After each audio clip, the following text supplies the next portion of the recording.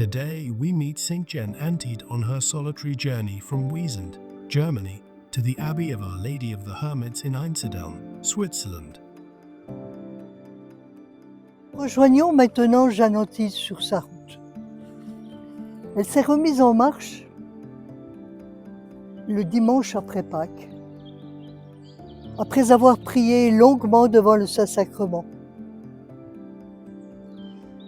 Elle a laissé une lettre au solitaire. « Je vous quitte pour faire la volonté de Dieu ».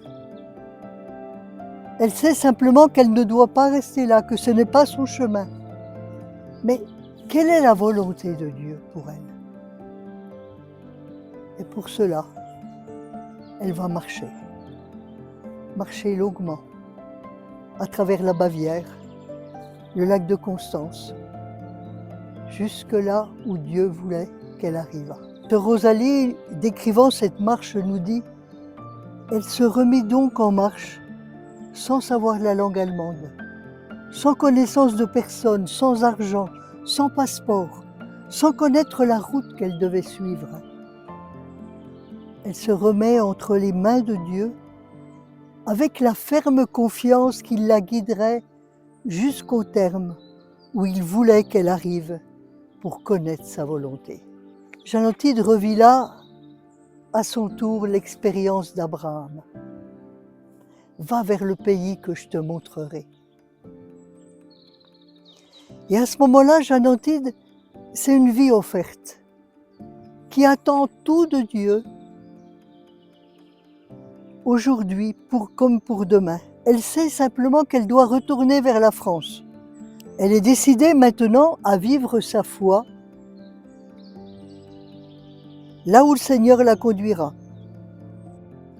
Donc Jeanne Antide, maintenant, elle a 32 ans. Et tout ce qu'elle a commencé jusque-là n'a pas pu aboutir. Elle est partie chez les filles de la charité, elle est revenue. Elle a rejoint cette communauté, elle découvre que là n'est pas son chemin. Mais où est sa route? Où est son propre chemin? Elle ne cherche plus un refuge à l'extérieur, mais elle retourne vers cette France encore en proie à la révolution, à l'athéisme des idéologues et surtout à la misère de la population. Là, Dieu lui montrera son chemin, elle en est sûre, mais par où passer, jusqu'où et jusqu'à quand? Mais pour recevoir cette lumière, Jeanne Antide va devoir passer par le désert. Elle va vivre son exode.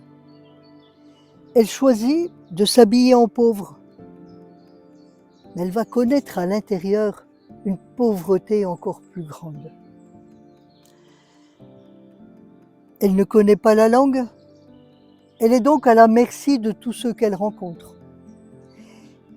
Elle fait vraiment là l'expérience de la condition de l'émigré sans papier, étranger, exclu.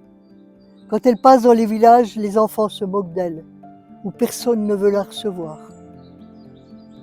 Mais aussi parce qu'elle n'a rien, elle demande tout à Dieu. Et elle va connaître durant ces mois de marche une intimité avec Dieu dont elle a toujours rêvé. Elle demande tout, elle reçoit tout. Et elle prie dans l'action de grâce. Elle demande un abri pour s'abriter parce que souvent elle est mouillée par la pluie. Elle demande une barque pour traverser un lac. Elle demande surtout une protection lorsqu'elle est agressée. Et combien de fois elle crie vers Dieu, « Mon Dieu, gardez-moi » Et parfois elle dit à Dieu, « Je ne sais pas où je vais, ni ce que vous voulez de moi. » Et puis un jour, en elle, elle entend comme une voix qui lui dit « Allez, va toujours, je veux me servir de toi pour faire de grandes choses. Avance encore, je te montrerai là où je veux que tu arrives. » Alors Jeanne Antide, forte de cette invitation intérieure, de cette promesse, va continuer sa route. À travers la Bavière, elle va traverser le lac de Constance passer par Zurich, et là, elle va se diriger vers une abbaye, Notre-Dame d'Einsiedeln. Alors, Einsiedeln, pour elle, c'est déjà un lieu connu, parce que c'était le lieu traditionnel du pèlerinage en Franche-Comté. Lourdes n'existait pas à ce moment-là. Les gens disaient, on va aux ermites, on va prier Notre-Dame des Ermites à Einsiedeln. Peut-être elle-même a-t-elle fait ce pèlerinage lorsqu'elle était jeune. On ne le sait pas. Mais elle continue sa route et on comprend son émotion lorsque, au-dessus d'un col, elle aperçoit au loin les tours d'Einsiedeln. Et là, ce Rosalie nous dit, elle s'assied en pleurant de joie et de reconnaissance envers le Seigneur et sa bonne mère de l'avoir conduit jusque-là sans encombre. Einsiedeln. Combien de lieux dans sa région portent ce nom et évoquent cet endroit. Et là, Jeanne Antide va rester 4 jours. Elle va s'asseoir en sécurité devant Marie. Elle va remettre là une nouvelle fois toute sa vie entre les mains de Dieu, rester à l'écoute, disponible. Et là, elle va recevoir une belle réponse. Elle se confesse à un ermite qui parle français. Avec lui, elle lui dit où elle en est, tout ce qu'elle a cherché. Et voici la réponse qu'elle entend. Ma fille, le Seigneur, la volonté de Dieu, la voici. Dieu vous veut en France.